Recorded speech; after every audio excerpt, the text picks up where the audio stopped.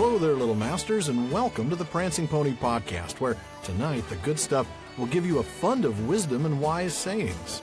West to Hall, my friends. I'm Sean Marchese, the real-life Lord of the Mark, and I'm here with the man of the West, the Baggins to my Took, Alan Sisto. Well, thank you, Sean, but I'd like to think I'm the Took to your Baggins. I mean, you know, aren't you the boring one? Probably. Who am I kidding? We're Probably. both more Bagginsy than Tookish. We are really. We are totally a couple of Bagginses just sitting at We home really are. reading our books. I mean, if I had to put on a sword and go somewhere for an adventure, No. I'd much rather read a book. Yeah. No, I'm a Took behind the screen of a computer, though. There you Or go. with some dice Absolutely. in my hand, you know. Little keyboard warriors. Yeah. Well, folks, we hope you enjoyed our first Questions After Nightfall episode a couple weeks back. I know we sure did. But today we're really glad to be getting back to The Hobbit to start one of the most beloved and most important chapters in all of the Legendarium. Chapter 5, Riddles in the Dark. And this is going to give us our first real look at one of the most beloved and hated characters of the Legendarium, and that's just how he feels about himself. I'm speaking, of course, of Gollum. Mr. Smeagol, if you please. Beloved, but just hated. I want it's not behated. I'm just What wondering. is that? Yeah, I wonder why I that know. is. You never He's say the most behated. loved or the most beloved. He's the most hated, but not the most behated. I know. I've never heard that. Yeah. Behated. We want to spend our time with this chapter, Yes. kind of like we did with Turin, Yeah. but maybe not quite that much time. So, as you know, if you've been listening to us this season, Chapter 5 underwent the most significant changes between the first edition of The Hobbit and the later text, as Tolkien revised it to make it consistent with The Lord of the Rings after he published that. Yeah, absolutely. I mean, things like the nature of the ring and what exactly that all means, and of course what it does to the personality of Gollum, the immediate effect it has on Bilbo. All of that had to be reworked to fit the later developments in the Legendarium as he worked out Lord of the Rings. And what's amazing about that is that Tolkien really didn't have to change that much text. True. He really got a lot of bang for his buck with the changes he made. But we want to take you through all the changes in detail. That we do. So we're planning on covering this chapter in 3 episodes, which should give us enough time to bring in some extra passages from the first edition, which some of you may never have read before, and compare the different versions so we can see how the character of Gollum evolved and what that does to the story. And it's, to borrow some phrases from Corey Olsen, the solo stage and the assimilation stage. Yeah, exactly. I know we're looking forward to jumping into that, but first, Yes, we are. we've got a new segment for you. I That would we like to do. present our first ever Tolkien quote of the day. And a new segment means new music, so... So, all right, Tolkien fans, we need to start by addressing the elephant in the room. Oh, really? Just... Oh, wow. Did we really have to go there?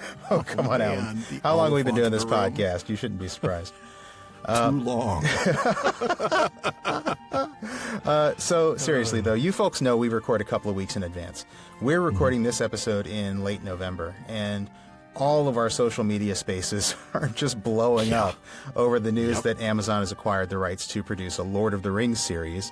I'm making air quotes as I say that, covering events at some point before the events of the Lord of the Rings. I know you've all those heard air about quotes this. might be bigger than you want them Yeah, to be. right. They're Yeah, very exactly. big air quotes. Yeah. Now, I sure wish we knew with more specificity, but that information will come. So keep listening to the Prancing Pony podcast because we are going to do everything we can to keep you up to date.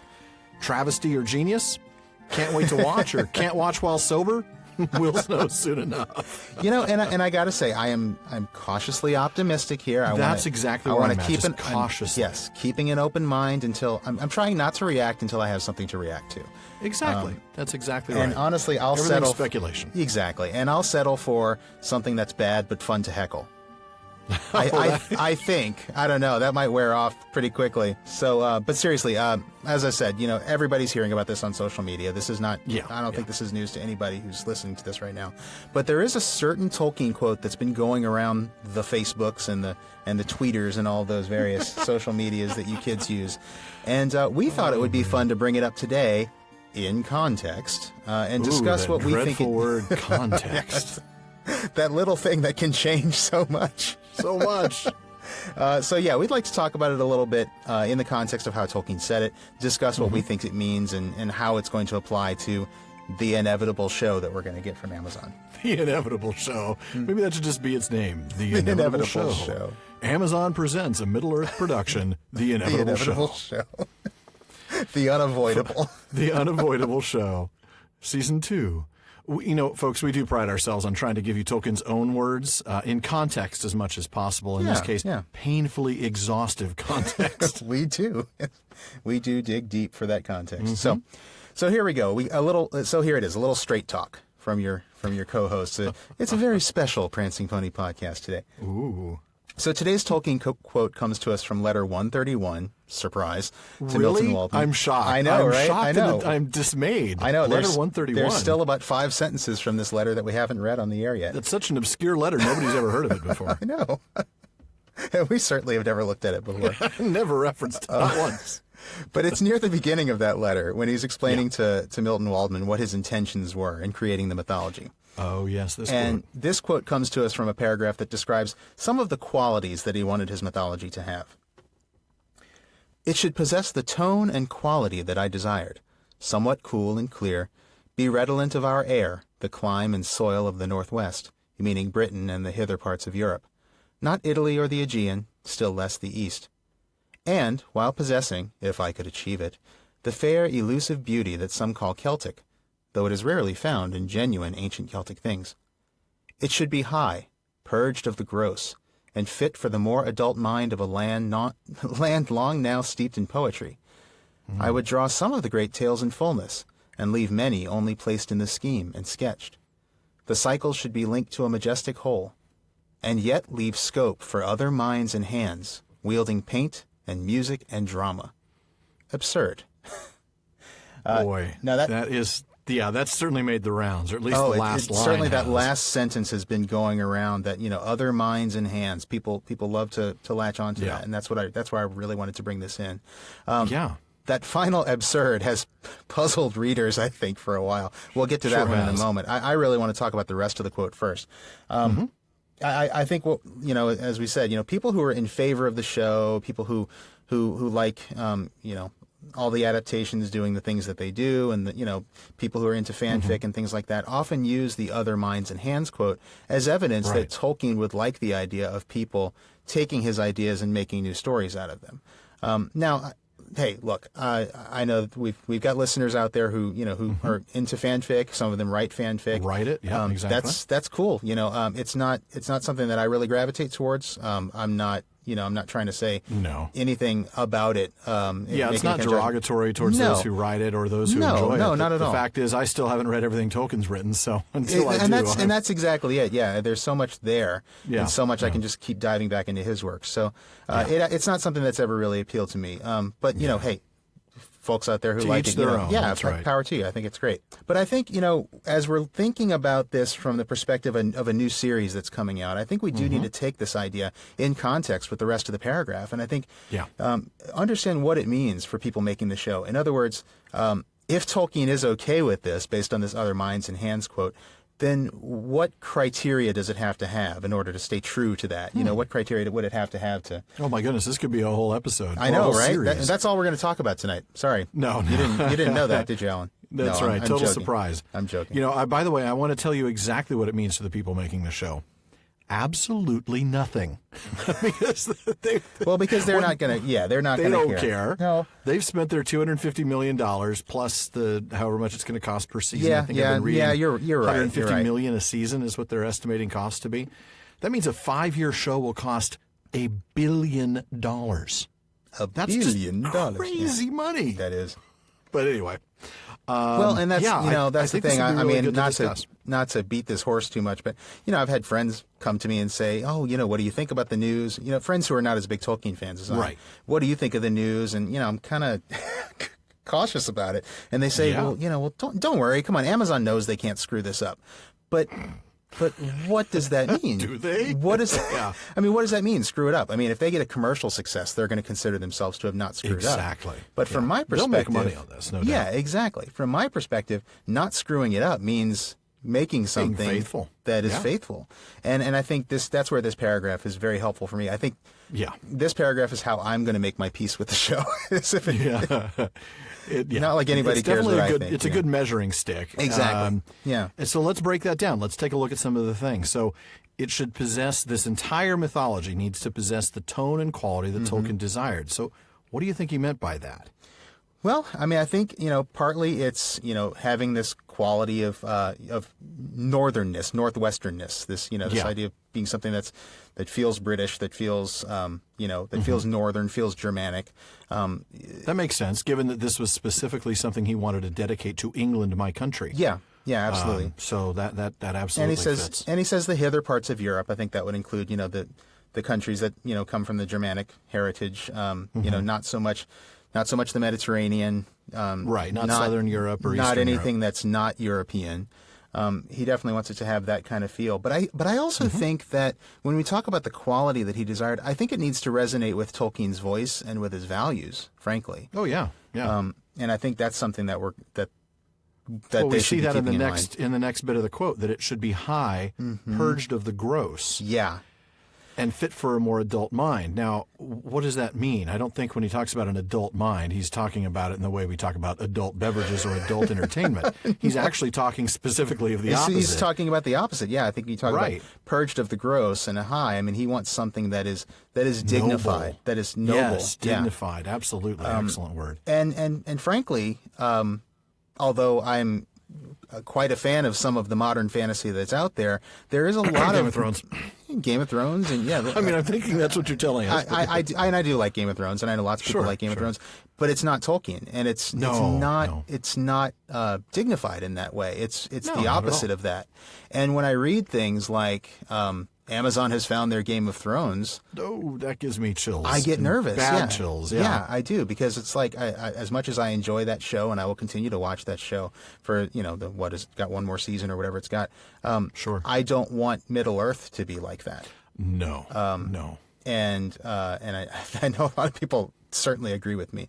I think it's just I think if they make it to HBO. I think that would be a huge concern. And I'm not even just talking about, some of the adult content, but even just like things like the politics and everything. I don't want that in Tolkien. That's not really part of Tolkien. I won't be able to join you in this conversation because I've never watched one, but I know enough about it just from hearing about it. Yeah. But I mean, it's not just the mere violence or the gratuitous nudity or sexual content. It's just the whole environment. The whole tone of the world, Right. It's so much about... It's low fantasy. And that's not meant as an insult. It's just meant that this is a story that's more gritty, more down to earth. And gritty, and that's exactly what... That's exactly why those of us who watch it enjoy it. It's gritty, it's down to earth. And that's totally understandable. And it's an alternative to high fantasy. Yes. But Tolkien should be high fantasy. And he specifically mentions that here. It should be high. Yep. What do you make of this, the land long now steeped in poetry? Boy, that's certainly... is there a land even now still steeped in poetry? I don't know. We're such a short attention span culture now. When I think of adult mind, I think, maybe that it should be mature philosophically. Yeah. I agree. It shouldn't be a simple... adult as opposed to juvenile. Yes, exactly. In that sense, in that kind of... Exactly. Mental thought process. Right. And maybe when he says steeped in poetry, he just means, steeped in literature. A land that's, like our culture got a culture. Got a culture to it. Got exactly. A cultural history, a literary history. I think that's what I'm thinking of. But then we get to the really key phrase, and yet leave scope for other minds and hands, wielding paint and music and drama. Yeah. And that's the one that I'm really not quite sure what to make of all this, because the other minds and hands does come out a lot when people are talking about fanfic or when people are talking about some of the changes that maybe Peter Jackson has made. Right.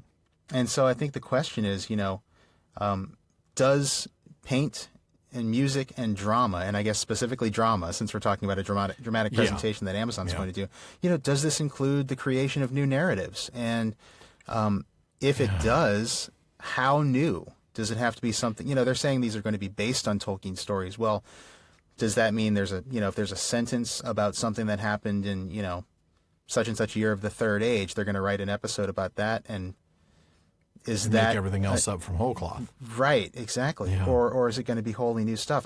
I'm not sure, and I don't know what their plan is. None of us do.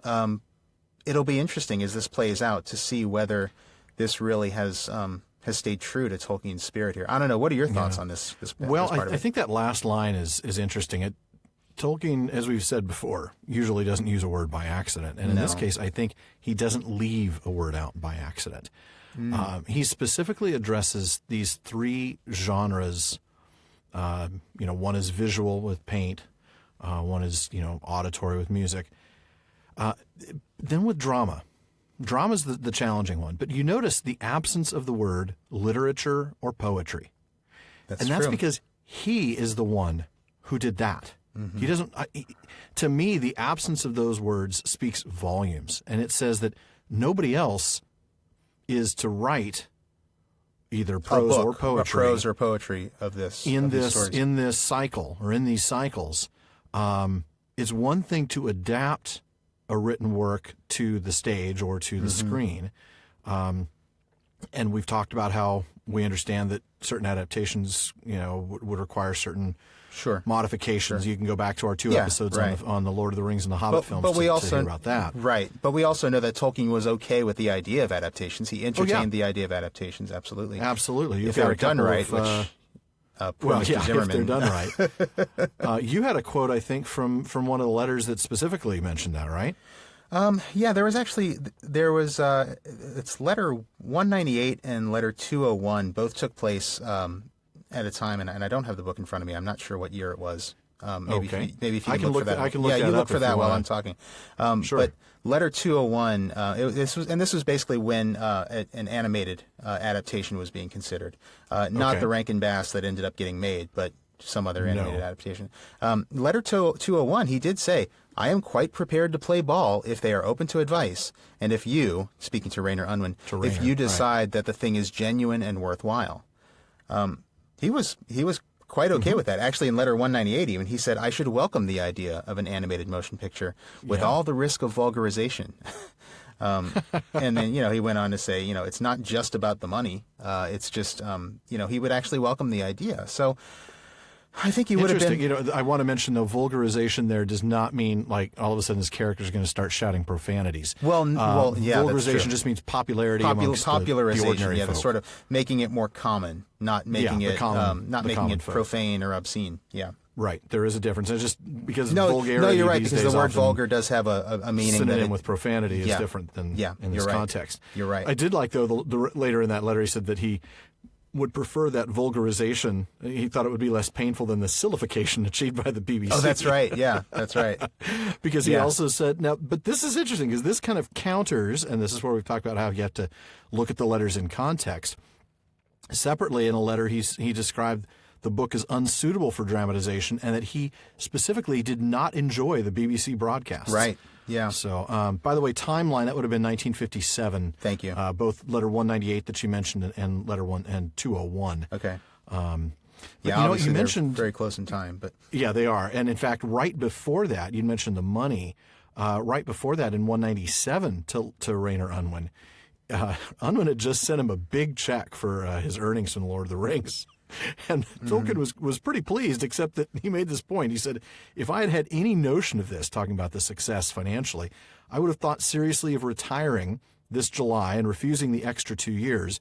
He goes on to talk about how they wouldn't have made enough of a difference to his pension.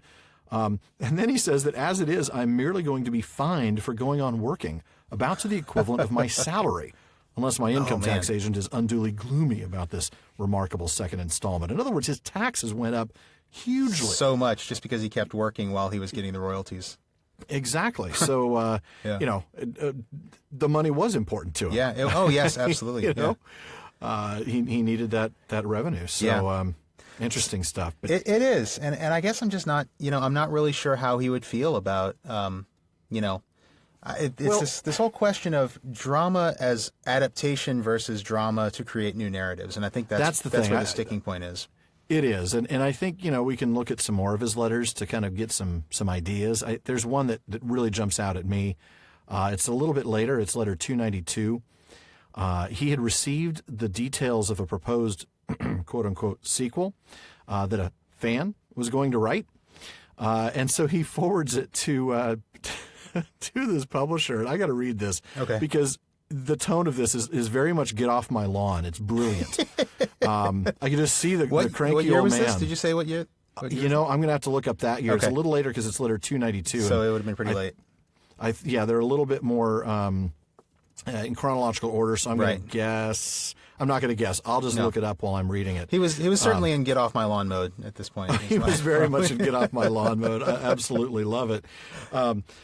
In fact, I'll look that up for you real quick before I even get there, just to make sure I can get context. All right. This would have been letter 292 in 1966. 1966. Okay. The 12th of December. So that was pretty late.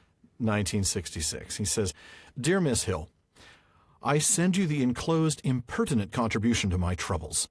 I do not know what the legal position is.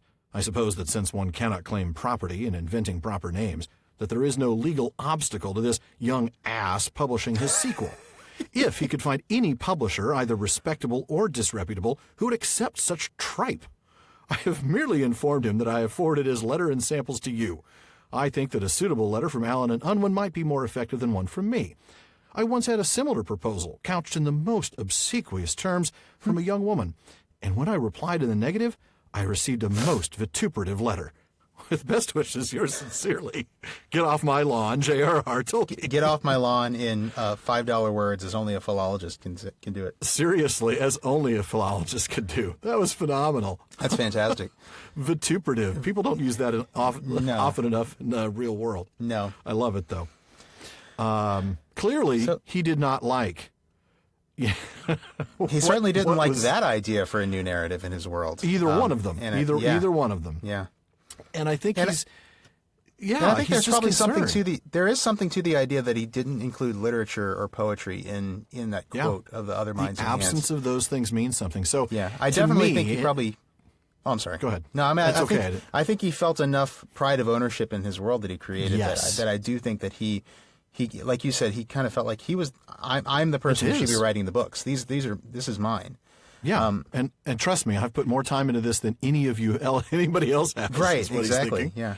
Yeah. Which is why I think we only see paint, music, and drama, and we don't see prose and poetry.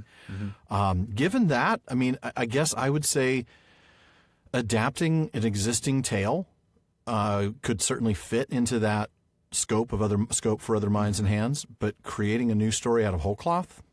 Not so much. I think whole cloth would definitely be problematic. Yeah. I think it's that idea of some of the tales being sketched that I wonder about. You know, if they were to say, okay, we're going to tell you the story of, I don't know, the battles between Arthedain and Cardolan and Rudauer versus Angmar or something like that. We know those happened. We have some facts and details, but then, to draw that out in fullness and drama.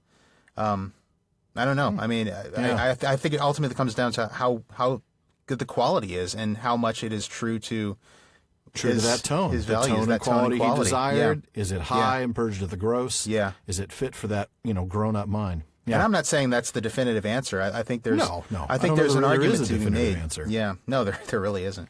But there's thing. certainly an argument to be made that there is a way to make a show that would be okay. It's just a question of is that what they're going to do? And will this be that show? Yeah. Like you said, cautiously optimistic. Same here. We shall see. Well, that was probably a much longer digression, but now let's go ahead and get on to the discussion.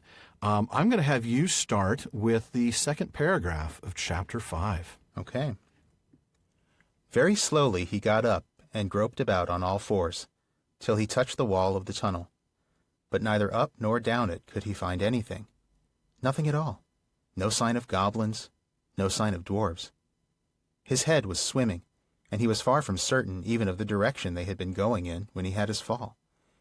He guessed as well as he could, and crawled along for a good way, till suddenly his hand met what felt like a tiny ring of cold metal lying on the floor of the tunnel. It was a turning point in his career, but he did not know it. He put the ring in his pocket, almost without thinking. Certainly it did not seem of any particular use at the moment. He did not go much further, but sat down on the cold floor and gave himself up to complete miserableness for a long while. He thought of himself frying bacon and eggs in his own kitchen at home, for he could feel inside that it was high time for some meal or other, but that only made him miserabler. Oh, miserabler. I love that word. He tries to comfort himself with these homey thoughts. We've seen that before. This is pretty much his standard MO. But yeah, well, of course, hey, miserableness. Misery would certainly be an antonym for comfort. It is. While bacon and eggs is a synonym for comfort. Let me just tell you. Synonym for deliciousness. Yes, it is. Delicious comfort. Deliciousness, bacon. The big moment, of course, the finding of the ring, the turning point in his career. And it's just such a, blink and you miss it moment, isn't it? Yeah, it really is. Yeah. I mean, it's like I almost wondered, should I even linger over that? Because it does. It happens so quickly. And I love the fact that you see he just picks it up almost without thinking, Yeah. He doesn't, it's not like there's something there, isn't there? Oh, there absolutely is. Absolutely. I mean, he's, you think about the fact that he's in the dark, he can't see. He's sort of on autopilot. It's almost like, it's almost like he's letting chance or fate, or let's just say Eru, lead him. Yes. And I think that's exactly what's going on. Where his luck leads him is to this spot where this ring is, and he just and he just finds it. Part of the picks it up. Yeah, and he just picks it up. He doesn't see any particular reason for doing it. He does it. I've only got a little bit almost like the thought was put in his mind. Almost like we planned it that way. So after he was miserable, I'm going to go ahead and pick up shortly thereafter. Okay. After some time, he felt for his pipe. It was not broken, and that was something. Then he felt for his pouch, and there was some tobacco in it, and that was something more. Then he felt for matches, and he could not find any at all, and that shattered his hopes completely. Just as well for him, as he agreed when he came to his senses. Goodness knows what the striking of matches and the smell of tobacco would have brought on him out of dark holes in that horrible place. Sidebar, thank goodness it's just tobacco. I'm just saying that, once again, we get the clarity that it's tobacco. And if it was something else, it probably would have smelled even worse. Would have brought out even more terrible things. It would have brought out, creatures with like, ravenous appetites for Cheetos and stuff. Right, exactly. Yeah. I mean, man. Everybody wants his Oreos. Sorry about that. All right, coming back into the moment here. Still, at the moment he felt very crushed. But in slapping all his pockets and feeling all round himself for matches, his hand came on the hilt of his little sword, the little dagger that he got from the trolls, and that he had quite forgotten. Nor fortunately had the goblins noticed it as he wore it inside his breeches. Now he drew it out. It shone pale and dim before his eyes. So it is an elvish blade, too, he thought. And goblins are not very near, and yet not far enough. But somehow he was comforted. It was rather splendid to be wearing a blade made in Gondolin for the goblin wars, of which so many songs had sung. And also he'd noticed that such weapons made a great impression on goblins that came upon them suddenly. Go back, he thought. No good at all. Go sideways? Impossible. Go forward? Only thing to do. On we go. So up he got, and trotted along with his little sword held in front of him, and one hand feeling the wall, and his heart all of a patter and a pitter. Oh, I love that. What a phrase, by the way. All of a patter and a pitter. I love the fact, we would usually think of pitter-patter, and I love that he inverts it. Yeah. I don't know why. And separates them. It's not just pitter-patter. Yeah. It's a patter and a pitter. Patter and a pitter, yeah. Making them individual nouns. Really cool. Really, really neat. We really see a Took moment here, don't we? Oh, absolutely. Yeah, he really steps into that adventurer role. I mean, he acknowledges, what else can he do at this point? But he could sit down like he did before and just give himself up to complete miserableness, which is what he's done just a few minutes ago. That is true. And I kind of, I love the fact that he kind of holding the sword before him kind of emboldens him to go forward, because it kind of, first of all, the blade is confirmed as an elvish blade, and I think I think we said before, well, it's in the same horde, so it must be from Gondolin. I think I'd forgotten that it actually says here that it's made in Gondolin. Yeah, I had forgotten that too. So definitely confirmed as a gondolin glaive. It's of that make. I mean, we know it's of that make later on when we see it glowing. So when it does that's here. True. Yeah. But I love the idea that, so he doesn't have matches, so he uses his sword to light his way. I don't know if I'm reading too much into this. Tell me if I'm reading too much into this. But, his modern convenience of matches that allows him to easily light a fire doesn't work down here. He has to rely on a magical thing out of the past. I don't know that you're reading too much, and especially because matches are sort of an anachronism anyway. And that's true. They are a little bit. Yeah, I think it's end of next chapter that Tolkien mentions that dwarves don't use matches; they still use tinderboxes. Yeah. And actually, in Lord of the Rings, I actually looked into this. That's what I was thinking. Was Sam had a tinderbox? Right. So this is a reference to matches. So that is kind of anachronistic. But yeah, I don't know. I like this idea that he has to put aside the pipe smoking hobbit and become the adventurer. He has to kind of he has to grow into this toque role, kind of put aside the baggins a little bit and become this sword. Put aside the ranger. Yeah, exactly. That's what I was thinking. Become the toque you were born to be. I kind of like that. No, it's a very good point. He does need to become the toque he's born to be here, and he starts to do that. It's really cool to see. Yep. But we're going to be giving a little bit of a reminder about hobbits. Why don't you go ahead and take that next section we're talking about here? Okay. Hobbits are not quite like ordinary people, and after all, if their holes are nice, cheery places and properly aired, quite different from the tunnels of the goblins, still they are more used to tunneling than we are, and they do not easily lose their sense of direction underground, not when their heads have recovered from being bumped. Also, they can move very quietly. There is that. There is that. Also, they can move very quietly and hide easily, and recover wonderfully from falls and bruises. And they have a fund of wisdom and wise sayings that men have mostly never heard or have forgotten long ago. There you go. Probably from our heads being bumped. Because we don't recover as quickly from that. No. When I first... Bilbo's out of concussion protocol. Right. For those who watch American football, you'll get that. Yep. But I don't know. I love this little description of hobbits because it almost seems like hobbits were bred to be the perfect creatures for finding the ring underground in this precise situation. Absolutely, doesn't it? If you were to breed a race to go find the ring after Gollum took it. And to not try to take it for themselves. Yeah, it would be the hobbits. It's certainly seeming to be no accident. Yeah, that he's quiet movement, stealthy, and incredible recovery. I mean, I don't know if do they have a higher constitution in D&D? They should. I don't know. I rather suspect they don't, that they're described as fragile and, they probably have low hit points. But here, we get the fact that they recover wonderfully from falls and bruises.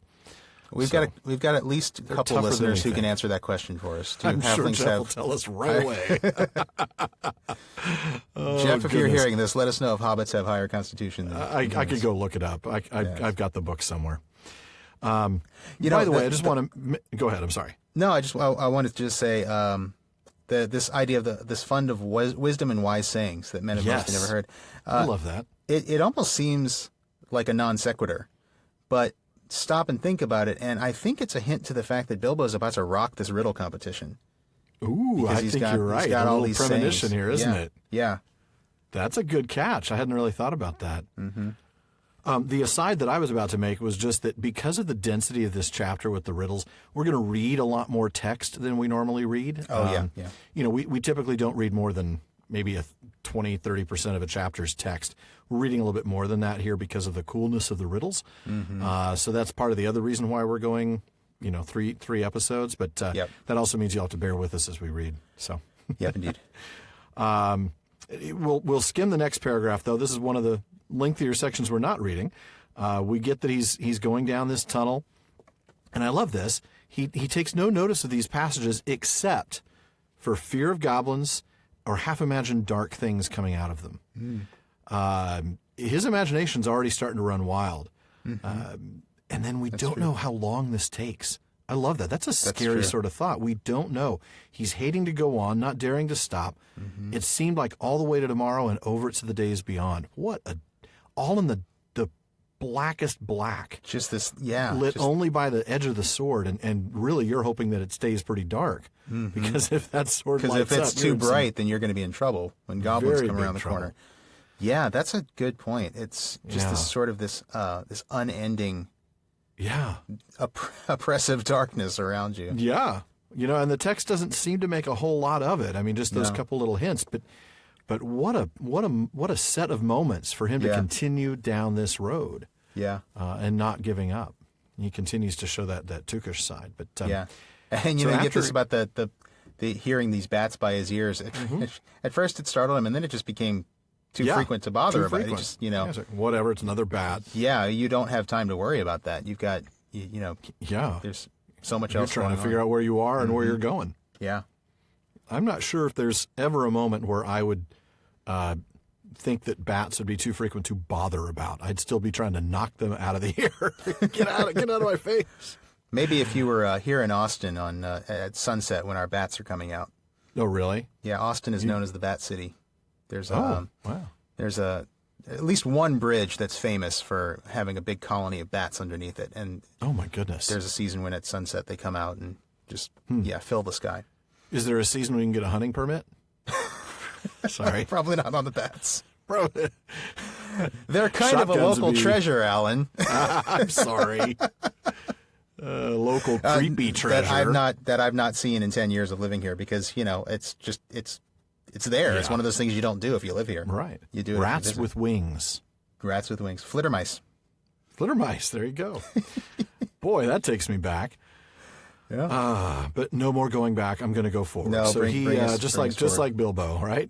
So he trips. He splashes into some cold water, and he knows that there's some sort of a lake. And here we go. So it is a pool or a lake, and not an underground river, he thought. Still, he did not dare to wade out into the darkness. He could not swim, and he thought, too, of nasty, slimy things with big, bulging, blind eyes wriggling in the water. There are strange things living in the pools and lakes in the hearts of mountains. Fish whose fathers swam in goodness only knows how many years ago, and never swam out again, while their eyes grew bigger and bigger and bigger from trying to see in the blackness. Also, there are other things more slimy than fish.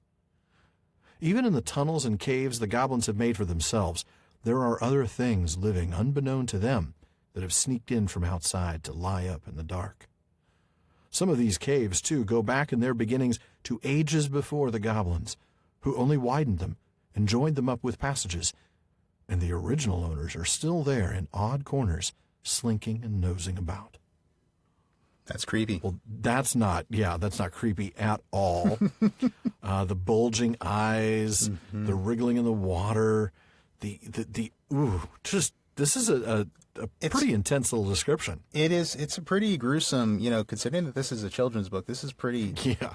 I mean, this is probably as close to like Lovecraftian as you could get in a, in a book for kids. That's true. That's true. It's not very close, but it's certainly a moment of terror. It just, I don't know. There's something about it, the sliminess and the blind bulging eyes. Blind eyes. Yeah, I don't know. I know it's still a wide gap, but still, I don't know. Very wide gap, but you're right. It is the first kind of genuine moment of terror that he's trying to, I think, instill in a reader, even a young reader. Yeah. Who's identifying with Bilbo and realizing just what kind of situation he's really in. Yeah. But boy, the original owners, I think we might find out who one of those is, possibly. I don't know. What do you think? Possibly. Yeah. I don't know. Do you think Gollum's maybe one of these original owners? I don't know. He might have been at one point. Yeah, I mean, he's been in there a long time, as we'll talk about. Yeah. And we don't really know when the goblins got there. That's the thing, we don't. Not this group of goblins, at least. Yeah, that's true. I don't know. I have some ideas about the original owners that that might come up in a mailbag segment a little later today. Oh, in a mailbag segment. Okay. Yeah. Oh, Lord of the Rings. I know. Oh, I know who you're thinking of. Yeah, you know who I'm thinking about. I thought about that one too. Yeah, I did. So I don't know. I mean, we are a long way from Moria here, but we are a very long way from Moria. But still, I mean, who's to say that the Balrog? Who's to say there's only one Balrog below the Misty Mountains? There you go. Or who's to say there's only one Watcher in the water? Oh, that's true. Yeah, I didn't think about that one. So, all right. Well, let's. That's a good catch. The Watcher in the water. That's who I'm thinking of. Yeah, I mean a Balrog too, but I'm thinking. I mean, what kind of slimy, big bulging blind eyes wriggling in the water with its uncountable number of legs? Yeah. That's interesting. Well, I say maybe Gollum might have originally been one because of something that I read in, I think maybe it was in Anderson. Or no, it was Rateliff, I think. Rateliff. We'll probably talk about that in a little bit. But anyway, definitely by this point, he's not one of the original owners. No. He's been there just far too recently. Mm-hmm. Only 500 years or something. Only like 500 that, right? years. Long enough to be old. Yeah, long enough to be very old. Well, let's go ahead and get that wonderful description of him. All right. Deep down here by the dark water lived old Gollum, a small, slimy creature. I don't know where he came from, nor who or what he was. He was Gollum, as dark as darkness, except for 2 big, round, pale eyes in his thin face. He had a little boat, and he rowed about quite quietly on the lake, for lake it was, wide and deep and deadly cold. He paddled it with large feet dangling over the side, but never a ripple did he make. Not he. He was looking out of his pale, lamp-like eyes for blind fish, which he grabbed with his long fingers as quick as thinking. He liked meat, too. Goblin he thought good when he could get it, but he took care they never found him out. He just throttled them from behind, if they ever came down alone anywhere near the edge of the water while he was prowling about. Wow. Yeah, I'm sure stories got around pretty quick. Oh, yeah, I'm sure they probably had all kinds of legends about what was down there. The creature in the water that, yeah. Maybe they called him the Throttler. The Throttler. What a description. Yeah. We've got some other stuff from other sources. Rateliff points out, based on the description of Gollum, at least in the original first edition, that Tolkien didn't really intend him to be a hobbit. I mean, we know, those of us who've read The Lord of the Rings, spoiler, learn that Gollum was originally a hobbit-type creature. Yep. That doesn't seem to be the case here. We get dark as darkness. Long fingers, though, that kind of fits because, of course, hobbits have long, clever brown fingers. That's true. But large feet, which we know isn't a description. They're not hairy feet. They're large, webbed feet. Mm-hmm. So that's different. And they make noise when he walks, which I know somewhere in this book we've seen we hear the hobbits. flap of his feet. Yeah, right. Which you would never hear that. We know that hobbits are pretty quiet when they walk. Yeah. His eyes. This was kind of creepy. We didn't get to that, but there was a line about his pale eyes like telescopes. Yeah. Doesn't sound very hobbity. No, that's true. I mean, I don't want to draw conclusions, but I do seem to recall a few pieces of evidence like that Rateliff was saying, look, in the first edition, he didn't intend him to be a hobbit. That's something that kind of retconned in. Yeah. The telescopes thing is kind of weird. It's a very strange description. That's another anachronistic sort of simile, isn't it? I think it is, yeah. And we do find out, you can look at, Anderson kind of goes into this in the Annotated Hobbit. Illustrators of a lot of the foreign editions of The Hobbit, I'm thinking before 1966, frequently made Gollum a really large creature. There was apparently one Swedish edition that was from 1947 where he was depicted as about 4 times the size of Bilbo. Goodness. So, wow. So like double man size even. Yeah, exactly. Well, that's creepy. A 12-foot tall Gollum. I know, right. And so, there are just certain things about this description. And this is, of course, the later description, so this has been changed a little bit. That's true. That's true. But yeah, originally, Rateliff doesn't think that he was originally meant to be a hobbit. I guess I'll just kind of put it at that. Well, yeah, I mean, the small, slimy creature, that was not part of the first edition. Right.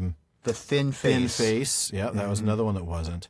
Yeah. I'm trying to remember some others. I tried to highlight those, but yeah, those are the big ones that come out. Yeah. And I think Rateliff did speculate that, maybe Tolkien's original intention might have been that Gollum was one of those original owners, Yeah, that seems to be a better fit. Still there in odd corners or one of the other things that sneaks in from the outside. Sneaked in from the outside. Whether that's the case or not. And Rateliff, he admits it's unclear, but it certainly seems like more like a possibility. Rateliff just says that he is clearly not a hobbit in the original. Right. And you know what? He's really not a hobbit in the Rankin Bass cartoon, is he? Which, even though that came out after The Lord of the Rings, where they know that he descended from hobbits, they still turned him into some sort of frog monkey. Yeah, that's true. That's true. But you know, it was only later, really, as he started developing Lord of the Rings, that Rateliff said that Tolkien had the idea to make Gollum a hobbit. Mm-hmm. And here's a quote from Rateliff. He subsequently very skillfully inserted the new idea into the earlier book through the addition of small details in the initial description of the creature. And I think we just pointed out a couple of those. The fact that he's a small, slimy creature and that he has a thin face. Yeah. So, yeah. Very interesting. And I know that there was also a letter, a 1963 letter to Allen and Unwin that Tolkien said that Gollum should not be made a monster. Because he was seeing so many of these illustrations that just made him, this big monster. So, again, that's with the hindsight of knowing what Gollum was in the Lord of the Rings. Certainly early on, that's in the assimilation stage. Exactly. The assimilation stage. Exactly. Certainly at this point, he's just something really creepy, and I think you pointed out more goblin-y than the goblins, isn't he? Oh yeah. I mean, they live in the dark, and he is the dark. He was Gollum, as dark as darkness. Dark as darkness, yeah. And then I love this about how he, goblins, as we know, they catch people at unawares, right? They love to sneak up on people and capture them. Basically, if they can't put up a fight, that's the kind of thing they like. Yeah. I can't remember the exact quote from the last chapter, but Gollum catches goblins unawares. So, I mean, he really he preys on the predators, yeah. Yeah. I guess he's really the apex predator here, isn't he? Yeah, he is. And stealthy. Oh, wow, never really thought of that before. No, I never thought about it before. That's absolutely true. He is. He's the apex predator of this, this area of the Misty Mountains. Yeah. So, boy, he does not compare to the Balrog. Well, no. Gollum sees Bilbo and comes closer. And then I'm going to read off this next little bit here. Gollum got into his boat and shot off from the island while Bilbo was sitting on the brink, altogether flummoxed, and at the end of his way and his wits. Suddenly, up came Gollum, and whispered and hissed. "Bless us and splash us, my precious. I guess it's a choice feast. At least a tasty morsel it'd make us." And when he said Gollum, he made a horrible swallowing noise in his throat. That is how he got his name, though he always called himself my precious. It was short, I told you.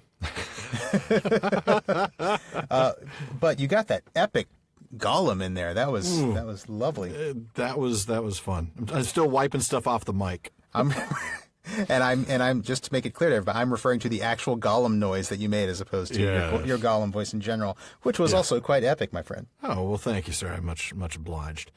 I can't even imagine how terrified Bilbo would be, who totally thinks he's alone. Yeah. Yeah. Yeah. I mean, I love the text says that he jumped nearly out of his skin. Yeah, you think? Yeah, you think? I think my first reaction would have been to find out how far into this thing I could put my sword. Yeah, yeah. And he kind of does, but he's a little bit more peaceful about it than I would be. Yeah. Man. So let me have you take that, and then we'll start talking about some first edition changes and things. Okay, sounds good. So, picking up just a sentence later with what's his name? Bilbo. That's his name. "Who are you?" he said, thrusting his dagger in front of him. "What is he, my precious?" whispered Gollum, who always spoke to himself through never having anyone else to speak to. This is what he had come to find out, for he was not really very hungry at the moment, only curious. Otherwise he would have grabbed first and whispered afterwards. "I am Mr. Bilbo Baggins. I've lost the dwarves and I've lost the wizard, and I don't know where I am. And I don't want to know, if only I can get away." "What's he got in his handses?" said Gollum, looking at the sword, which he did not quite like. "A sword, a blade which came out of Gondolin," said Gollum, and became quite polite. I like your Gollum voice, by the way. Well done, may I say. Of course he became polite. He's got a sword pointing at him, for crying out loud. Yeah, exactly. Before we get into that, though, I realized, and I meant to do this when I said Gollum earlier, there's a little bit of an etymology, if you will, of Gollum's name, isn't there? Oh, yeah. And that's what we get with that's how he got his name. Right. Yeah, that horrible swallowing noise. Although I think Anderson actually pointed out another interesting inspiration in Old Norse. Of course. Which is very interesting. There's an Old Norse word, Gull, Gull, which means gold. Okay. And in some of the really old Old Norse manuscripts, it's spelled Gall, Goll. Huh. And there one inflected form, because Old Norse was an inflected language where words take different endings depending on what they mean in the sentence. Right. There was an inflected form that was Gollum, Gollum, spelled just like this. Wow, really? Which could mean gold or treasure or something precious. Oh, my goodness. I Wow. know. And it could also even mean ring. There's actually there's at least one reference to a compound word, fingergull, in Old Norse, which is basically finger ring. Oh, my. And Anderson says simply, these are points that may have occurred to Tolkien. Gee, you think? I think probably they did. Goodness, that is really cool. But I also love, even though he's got this Old Norse inspiration, and I think we can say he clearly did that. Oh, yeah. But also, he doesn't want it to be an Old Norse name within the context of his story. He's going to give it another etymology. He's going to say it comes from this. It's going to come from this disgusting sound he makes, and now you have made in your booth. Man, that's really neat. Thank you for digging that out. I thought that was cool. Well, if there's word nerd stuff, I'm going to find it. Absolutely. Well, part of me thinks that Bilbo, as he would later do with the dragon, says too much to Smeagol here, to Gollum. Oh, definitely. Yeah. Telling him first and last name, that he lost the dwarves and the wizard, that the blade came from Gondolin. Yeah. I mean, there's just And my address is Bag End. Here's my email Bagshot address. Row. Last four of my social. Here's my driver's license number. Hobbiton West 9. It's just... Seriously. Yeah, I know. I mean, couldn't he have just told him he was from, I don't know, Rune or something Underhill or something? I don't know, whatever. It's definitely too much information, and I wonder, we're thinking about, he's using the sword, he's getting a little tookish, he's actually kind of, probably for the first time, actually got the courage to hold the sword in front of him. Yeah, as a weapon, right? Yeah, as a weapon. So he's actually, right, as opposed to just a light source. He's actually using it as a weapon. So he is a bit tookish, but we've seen this before. Sometimes the took gets overzealous. Overconfident, Yeah, overconfident, and gets a little cocky. And I think he's done that here. Or maybe he's just really nervous and he's just babbling. Yeah. And I had one other catch before we move on. In the section that I was reading, there's this... was it mine? No, it was in your section. I'm so clueless tonight. I really can't read tonight. It's late. It's late. He folks. always spoke to himself through never having anyone else to speak to. Right. We'll see that. I'm not sure that the split personality that we really got a heavy emphasis of in the films is really what we've got in the book. At least not here. Certainly not here. I agree. I mean, there's a little moment of arguing with himself. But it's more at the end of this chapter. But it's more just like arguing with himself. It's not exactly. It's optimistic, pessimistic. Yeah, I mean, I agree. Sam does the same thing after he thinks Frodo is dead, and nobody thinks Sam is suddenly has multiple personality disorder. Yeah, that's a good point. But we'll have to see how it is in Lord of the Rings. But you're right. Here in The Hobbit, it really doesn't seem like that. It's just arguing with himself, and it's like optimistic Gollum and pessimistic Gollum. and it almost strikes me it's just like an odd speech pattern because he's been alone for so long. Oh, can you imagine? That his language has just changed. Yeah. The inflections. It's almost a wonder that he can communicate with Bilbo at all. It's a good point. I mean, really, 500 years. Yeah, he'd have to with be talking only to himself to talk to. Yeah. If he didn't talk to himself, he would no longer. He wouldn't have speech anymore. I would imagine. Right. Yeah, so, that's true. Yeah, he wouldn't be able to communicate at all. No. So, I think it's time for us to start. Well, you know what? Before we get into the riddle game, maybe we should do a quick sidebar in riddles, huh? Yeah. Yes, I think we probably should. You have some word nerdery on it, don't you? Yeah, I do. Because there's and I owe a lot of this to Anderson and Rateliff. I'm bringing it in here just to share with folks who don't have those sources. But riddle contests, it seems like were a really common trope in medieval Germanic literature. Probably shouldn't surprise us. Rateliff actually has an essay on riddles in this chapter of the History of the Hobbit. And he mentions other wisdom exchanges and question challenges in medieval literature. That's Ratliff's quote, with a really long list that covers most of a pretty big paragraph. I mean, it's really everywhere in the kinds of sources that that we usually think of when we think of Tolkien. I mean, the Elder Edda and the Prose Edda, the two old, I guess, Icelandic Old Norse sources. Norse. The Old English sources. There's even non-Germanic sources like of course the Finnish Kalevala. There's in the Bible, in ancient Greek mythology. There's the Riddle of the Sphinx. Really, just everywhere throughout mythology. And so Tolkien is really playing on a very old trope here with this idea. Yeah, he is. And even though he called the riddles all my own work, he acknowledged that their style and kind of method, if you will, was that of old literary riddles, not folklore, but just old literary riddles. Right. Now, that appears to be generally true, but there are some clear analogs or clear sources for a number of these riddles in those medieval Germanic works. Yeah. Old Norse, Icelandic, Old English, even later English nursery rhymes. We won't stop to explain each one, or we'd be here all night, and frankly, we'd then just be reading Douglas Anderson's notes, which isn't fair to Douglas Anderson. No. But he's done a great breakdown. Go buy his book. Yeah. Exactly. Go buy the Annotated Hobbit, which we highly recommend. We have a link for it to Amazon in our library, so go check it out. He has a breakdown for every single riddle that's absolutely well worth reading. And in fact, it does seem that some of the riddles came directly from some of these big mythological riddle contests. Yeah, and Anderson has done a great breakdown of, this is from this source, or, this is similar to a riddle in this other source. Yeah. Okay. An interesting note that I picked up on from Michael Drout's J.R.R. Tolkien Encyclopedia, which, again, is a work that he edited, so the different entries are written by different scholars.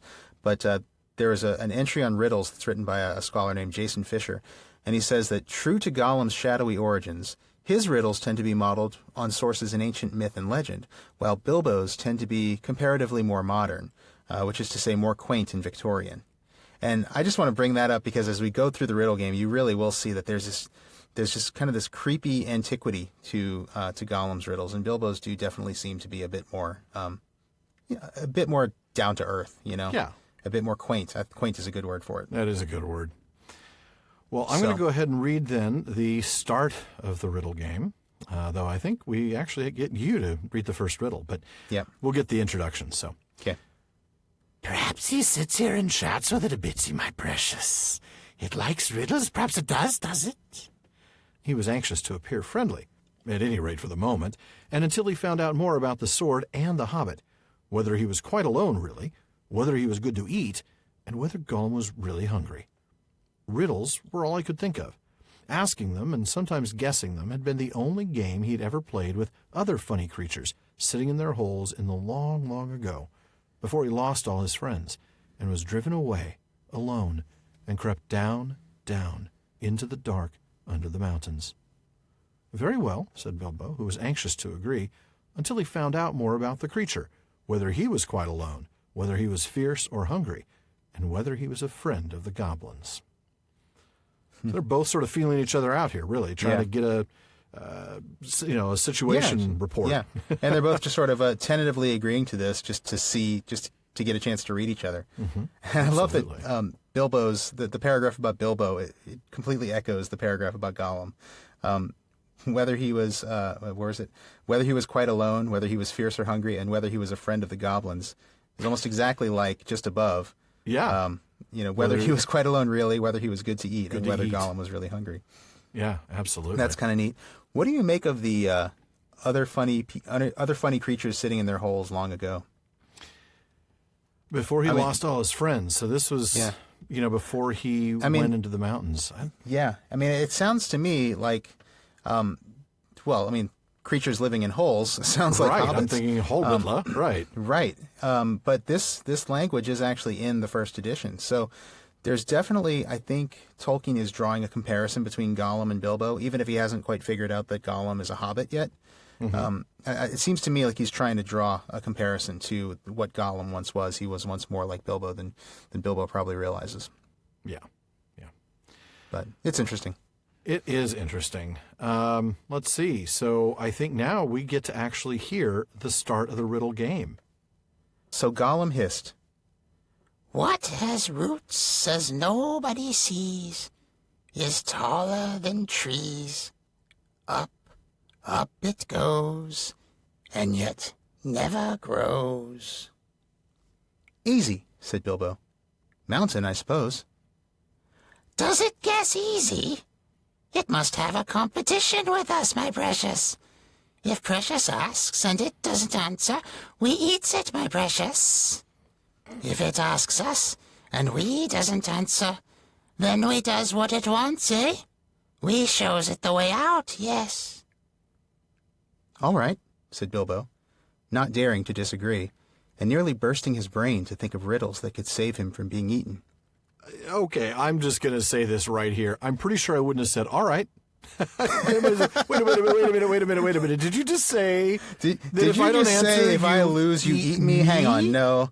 That's not part of the, no, that's Let's not an option. renegotiate the stakes here. Let's look at the terms.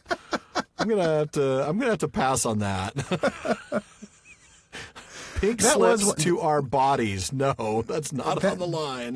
That was actually one cool thing about Martin Freeman's performance. Was this moment. Yeah, when it kind of questioned that, like, what? Yeah, it's just like, okay. Oh, okay. Or, fair enough, or whatever he answered with. But yeah, fair enough. Yeah, it was.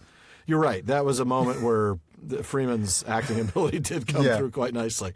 That whole scene was actually pretty nice. It was one of our good ones, wasn't it? Yeah, it was. It was one of the two good ones. I think or three good ones. I don't know. That we came up with. Pretty sad. We really worked hard. Yeah. Boy, we worked hard on that. Episode 51, folks, if you haven't seen or listened episode to it 50, if you want to get us being a little more optimistic and a little less get off my lawn. Episode 51, if you want to find out how cranky we can get. That was definitely a Waldorf and Statler moment for us. Boy, wasn't it? That whole episode was Waldorf and Statler, like the whole way through. My goodness. Yeah. And it's interesting. I noticed that he started off easy with this mountain riddle, which, I mean, he's in a mountain, so he's just been passing over the mountains. Fair point. So Gollum's probably like, you're going to get this one. It makes me wonder, is this sort of like when a card shark lets you win the first hand? You know, is this a setup? He's hustling. Is he hustling him? Yeah. It's a hustle, sweetie. Sorry. There's your Zootopia reference. Zootopia, wow, yeah. I'm a dad. Man. Yeah, me too. I was like, it's like a bunny saying that, right? There's I know, a bunny I know that says line. that. Zootopia, yeah, exactly. Man, I think you're right. I think he is. I think he is hustling him. Yeah. I mean, it's like, oh, now that you've answered it, let me give you the terms. I will eat you if you don't know. Worth noting that in the first edition, the terms were that Gollum would eat him if Gollum won, but that he would actually give Bilbo the ring as a present, right? Yes, that is so important. That's one of those big changes. And by all appearances, I mean, you know, we'll get to this probably in next episode of next episode, yeah. By all appearances, it looks like he was actually going to give it to him. Totally. You know, he was an honorable creature in that. Yeah, there was one. no subterfuge, you know. There, it was. It's very interesting the way that he changes. Oh, isn't he? Yeah, he is definitely made much more wicked. I mean, he's even openly described as wicked. Yeah, here in the assimilated version. Yeah, well, and that was necessary because you know after Tolkien had decided what the ring was, it had to have the influence this of that ring. influence Absolutely, yeah. You couldn't get away with having him be a nice guy after having possessed the ring for 500 years. Right. So, well, we won't. Again, we're trying not to read every single word, so we'll skip the first one, the wonderful teeth. Poem, which I love, and is another one that is a cool one, but we had to cut something. We had to cut something. That's others probably the only poem. More. I think that's the only poem we cut, actually. Might be, yeah. But you know, I do love the Gollum's reaction. Yeah, I only have 6. Yeah, that's really cute. I love that.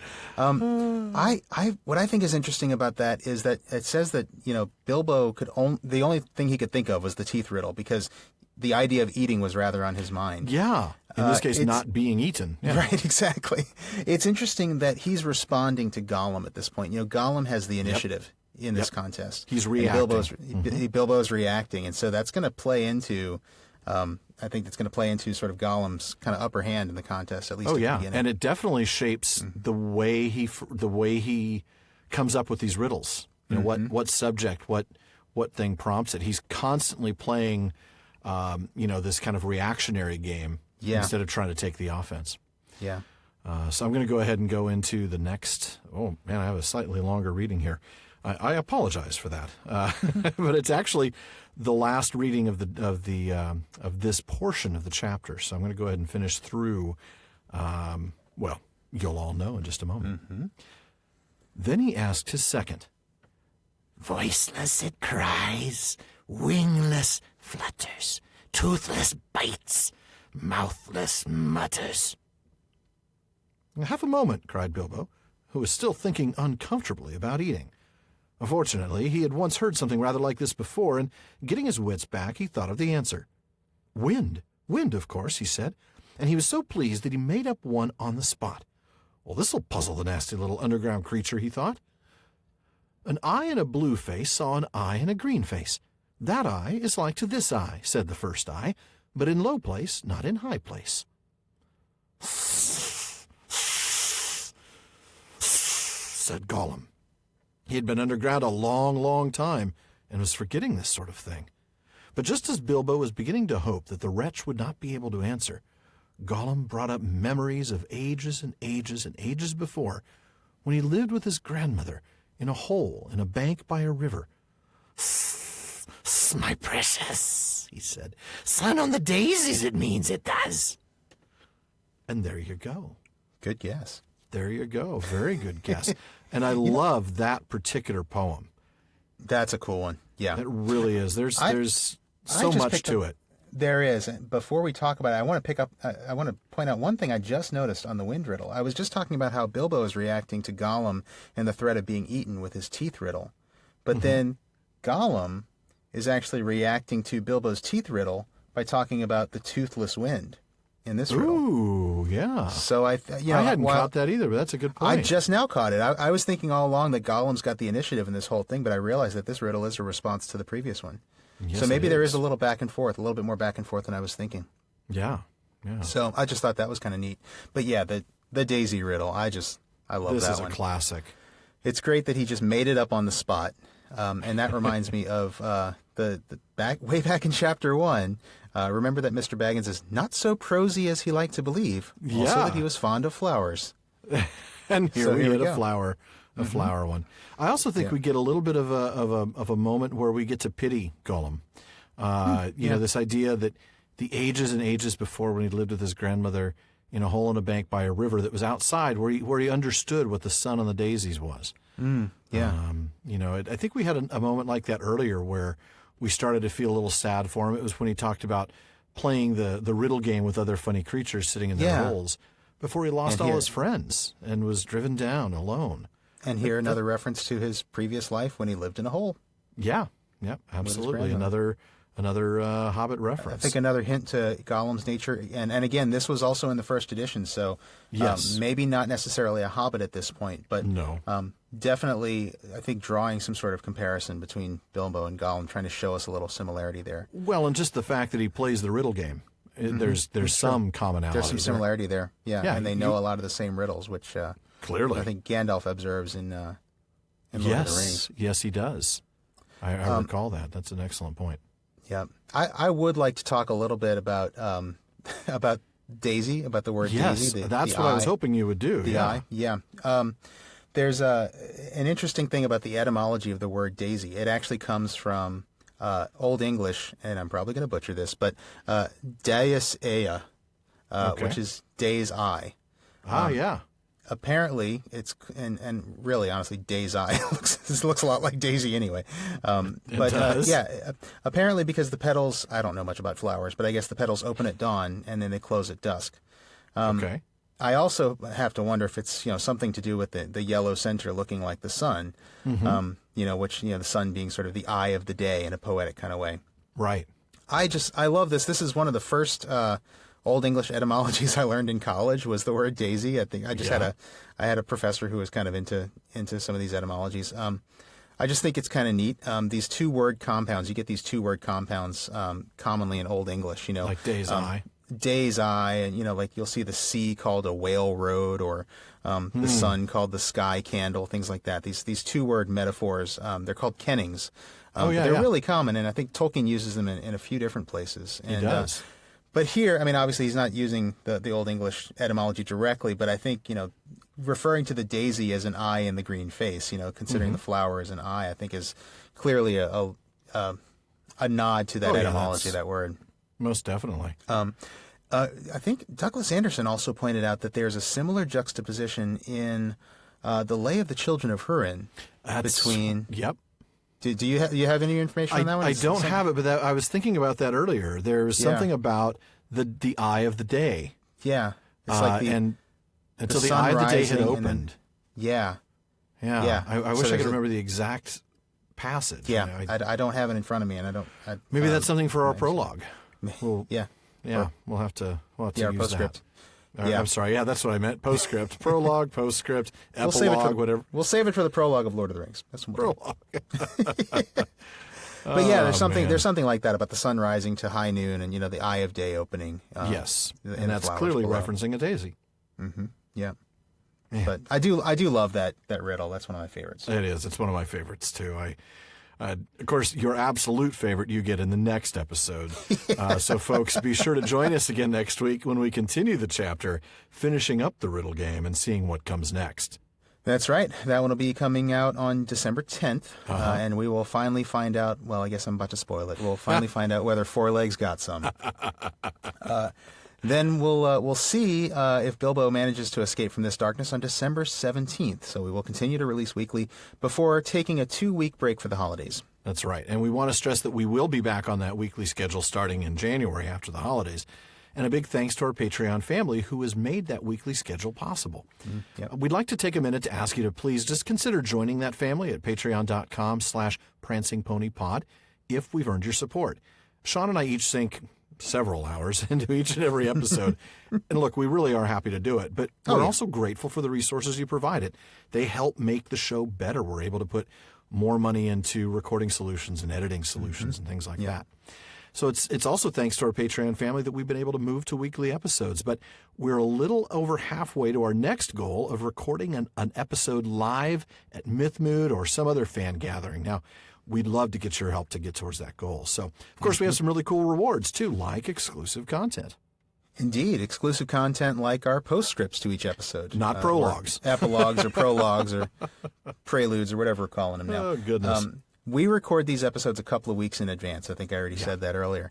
And then we listen to them before they release to see if there's anything we missed, any jokes that fell through the cracks, mistakes we want to correct, topics we want to research more, references to Old Norse riddles that we wish that we had spent 45 minutes on. Exactly. Well, maybe not that much, because 5 minutes. What we do is we put all that into a short postscript, usually about 10 minutes, that's available to our Patreon supporters. 10-ish. 10-ish, yeah.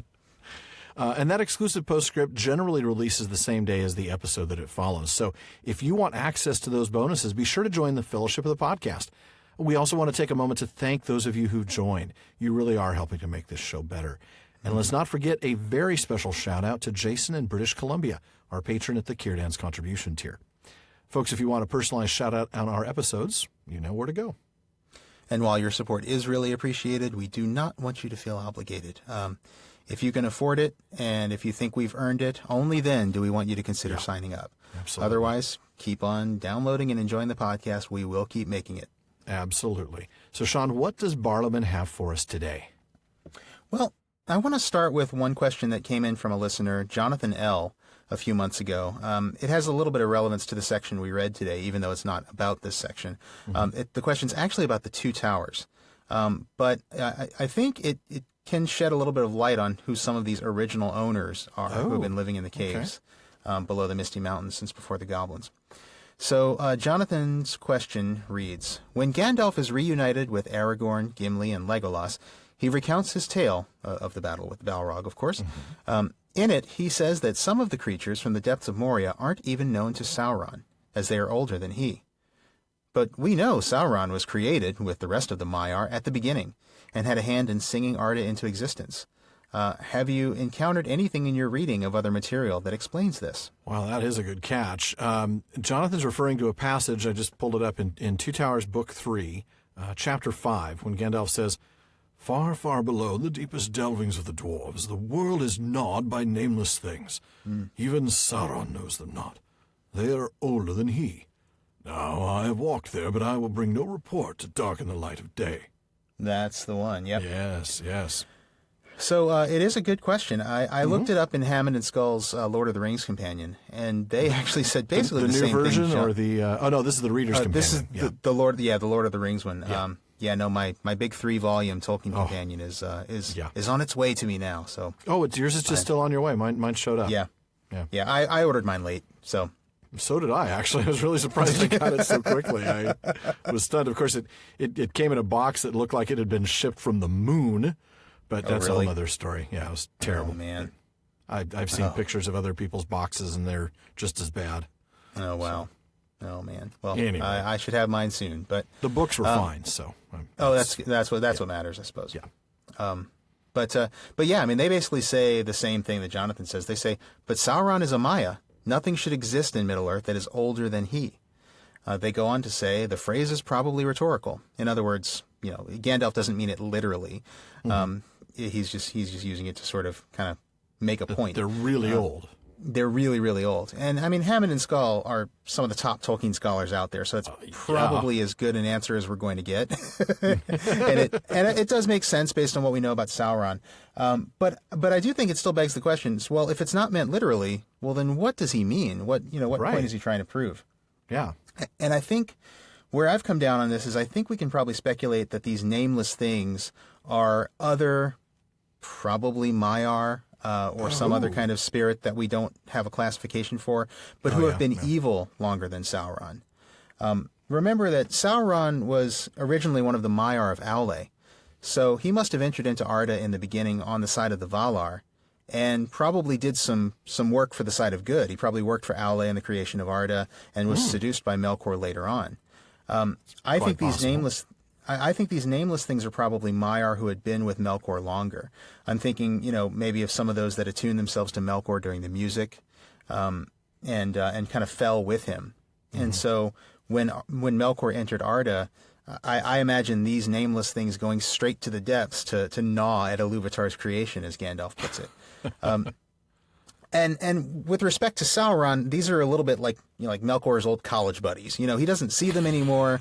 They're all living in other towns. They're all kind of doing their own thing. So they haven't met his new. Gnawing the world somewhere else. I'm just kind of gnawing the world, man, down below the Misty Mountains. Part of Phi Beta Gnaw.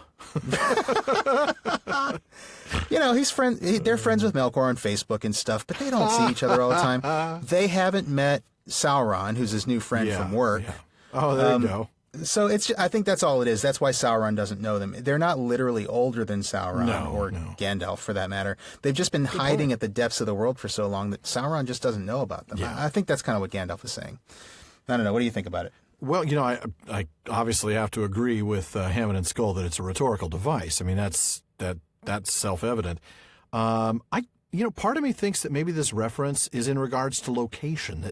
That is, these nameless things below the deepest delvings, they've been there since before Sauron even knew of Moria. That is, their presence here is older than Sauron's presence. Maybe that's where I'm kind of coming down. So their presence there below the mountains is older than Sauron's presence in Arda. Presence there below the mountains, or gotcha. Sauron's awareness of his knowledge of what's going on. Not his existence or his presence in the world, but his presence. I feel his presence here. His in this awareness, place. his knowledge of what's going on in the mountains. That's a good thought too. Yeah, I don't know. Yeah. Maybe hard to say. I mean, because it's a rhetorical device, it's impossible to be any more specific than that. But that's where I land. Yeah, no, that's a good thought. I think both a couple of options, but definitely, in answer to Jonathan's question, it's definitely not meant literally. It's just they've been down there for so long that Sauron doesn't really have any knowledge of them. Exactly. So thank you for that question, Jonathan. Yeah, good question. And after that one, I want to give us a little softball to finish up the episode. Okay. So both Sean H. in Derby in the UK and Dustin B. I'm really sorry, Dustin. I did not write down where you wrote to us from, or maybe you just didn't tell me, but I don't have it here. In which case, Dustin, sorry. Yeah. But both of them wrote in over the last few months to ask basically variations on the same question. Sure. If you had a time machine and could go back and ask Professor Tolkien any one or two questions about the Legendarium, what would it be, or what would they be, and why? Oh, goodness. What do you think? I would rather have those 2 questions or 2 comments be able to be stuff outside of the Legendarium, frankly. I just have such an admiration for Tolkien, as a human being, not just as a myth creator. But if I've got to ask the questions about the Legendarium, let's see, is Feanor really a bad guy? Oh wait, no, I know the answer to that one. That one's pretty much there on the page. Whack. I think the obvious questions come to mind. What happened to the Entwives, or who's Tom Bombadil? But the reality is he didn't know the answers to those things. I mean, he left certain things mysterious. So I don't know that we could ask those questions and to get the answer answer mysteries, right? Yeah. I mean, in other words, would the questions we ask be capable of being answered? If so, then we already have the answer someplace in a letter or through the use of logic and compiling all the things he said. And we've seen how, he answered the question of who is Tom Bombadil in a letter. He said he's spirit of the nature, kind of the nature and countryside, something like that. Spirit of the English something like countryside. that. And then he said, he's not improved by speculation, something like that. Right. Just don't spend a lot of time thinking about it because it doesn't make it any better. I might ask him. I would acknowledge that clearly the work's not allegorical. You've made that explicit. But what's your application when you read your own works? How do you see? How do you apply it? What's your applicability to today's reality? What that's do you? A good one. Yeah, that would be one question. That's a good one. I think for me, if I had one of those just mystery questions that I would just love to ask, it would be, what happened to Tuor and Idril? Oh yeah, Did Tuor end up immortal or serial longevity? And also did Eärendil find him? After Eärendil became the Evening That's Star. That's right. He and, went searching for his parents. Yeah. Yeah, but then after, because it does say that he didn't find them on his journeys, but then I'm thinking maybe after he was actually placed as a star in the sky, when he sets at the end of the day. Has he seen Tuor there in the West? I wonder. Awesome. Tuor and Idril, I should say. I think honestly that the other question that I have that's maybe not one of those kinds of questions. I've gone back to the Book of Lost Tales a few times recently, and so I've been thinking about that one more. I really would love to know if Tolkien still thinks of Elfwine or Ariel still being part of the mythology. Yeah. Does he see any way to link that character to the later Legendarium? Because you don't think so, but there are some places where I start to wonder, and I would just love to know, if he had the time, if he had all the time in the world, would he have found a way to link that character back with the later mythology? I don't know. Yeah, I think there's one more that just crossed my mind. Because he didn't intentionally leave this as a mystery, he just never got around to it. I would want to know a little bit more about the end of Arda, about the Dagor Dagorath, and how Arda remade would look, and what that's going to consist of. What's the process going to be like for Arda remade? What happens to the elves? That sort of thing. Kind of clarify the end of the world, if you will. Yeah, I think that would be a good one to ask. Because I just want to sit down and just talk with him. I know, just hang out with him and just chat and have a nice pint of bitter, or just hang out and talk.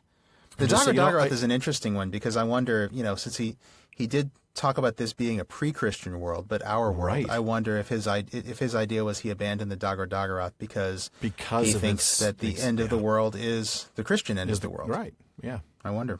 That would be interesting. I would hope that if I get to ask him these questions, that I can record the answers and put them on the podcast. I'm just saying that would be awesome. But anyway, maybe he would record them for us. Maybe speak the Lord's Prayer in Gothic to exercise. There you go to our digital microphones. Yeah. Well, so that was fun. Actually, Dustin did have a little follow up to his version of that question. He also said, and if the professor himself were an elf and had serial longevity, where do you think his Legendarium would have gone? And so that kind of raises questions of, if he had all the time in the world to finish that Legendarium, would he have gotten to things like bringing Ariel back in? Would he have done something with the Dagor Dagorath or not? I think the first answer I think of with this is, well, if Tolkien had serial longevity and we're still working on the Legendarium, I would like to think that he would just now be finishing up the publication of his 25-book Silmarillion series.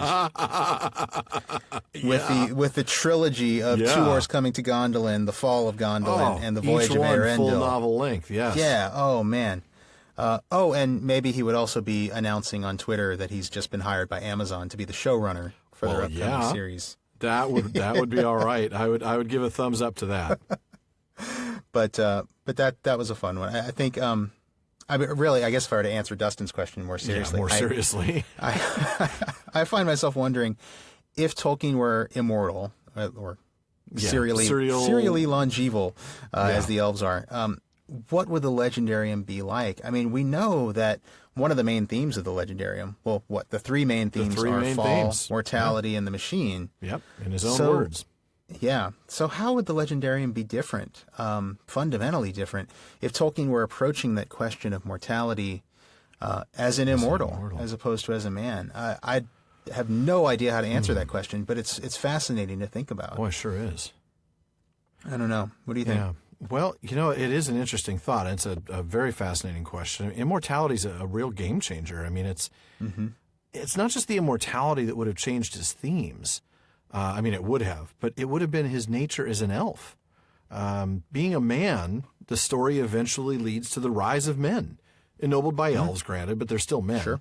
They become the dominant force in Arda. They're the ones who can shape the future beyond the music of the Ainur. Yeah, that's true. Would an elf have seen this as a good thing?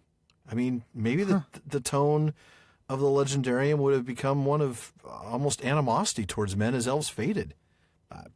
Or at least sadness and mourning. Certainly, a lot sadder. It would have been, the tone would have been certainly more sorrowful. Yeah. I don't know. I mean, it's probably best that he was a mere mortal, though I mean, probably seen more work, but I mean, it probably just wouldn't be as relatable to us if I mean, that's the thing. It's an ultimately relatable story. Yeah, it is, and it just speaks to us in such a profound way. But it's a really cool question. It's a really neat thing to think because about. It hints at the edges of fairy, and this idea of these elf creatures, and I don't know. It's one of those questions, of course, that cannot be answered, but it's certainly an intriguing question. So. Yeah. Thank you for that one, Dustin. Well, folks, that wraps it up for another episode of the Prancing Pony Podcast. As always, we thank you very much for joining us, and we'll see you again next week for more riddles. Not to mention some of the ancient bylaws governing riddle games and the sacred bond that exists between participants in one. You didn't read about those in the rule sheet there on the back of the box. No. Folks, we want to encourage you all to read along and take notes in your copy of The Hobbit. So please check out the official library tab on our website, theprancingponypodcast.com. We've got links for everything from cheap paperbacks to some pretty good stuff for your Tolkien collection.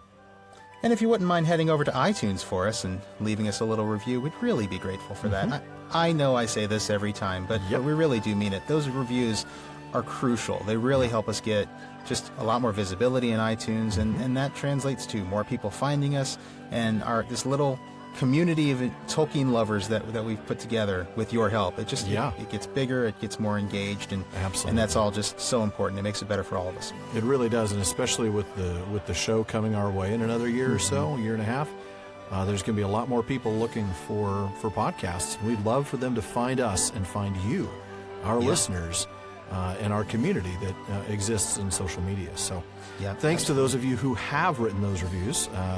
We do read every single one of them, especially now that we can actually see the ones from other stores overseas, besides the U.S. store. We really appreciate all the nice things you say about us. I mean, it's really humbling. We're deeply grateful for it. But also, we would want you to not miss any episodes of the Prancing Pony Podcast, so we want you to subscribe to our podcast through iTunes or through your favorite podcast app. You can find us in just about every podcast directory. But if you are on iOS 11, check out that podcast app because it supports our new season and episode tags. Yeah, those are pretty cool. Yeah. And we want to thank all of you who have become part of our social media family. We did set out to start a conversation about Tolkien that everybody could join. That's why we have the online common room on Facebook at The Prancing Pony Podcast and on Twitter at Prancing Pony Pod. And one last thing, as always, don't forget to send your questions, comments, or recipes for cooked goblins using ingredients that you can find in a cave to Barliman at the That was a mouthful. prancingponypodcast.com.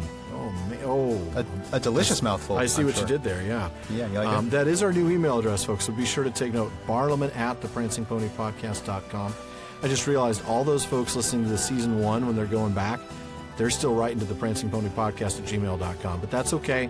I think we have that set up to forward, but it's Yes, we Barliman do. at the prancingponypodcast.com. And we'll try to get those comments into the upcoming episode. Well, an hour and a half, still far too short a time to spend amongst such excellent and admirable listeners. But until next time. Farewell, friends.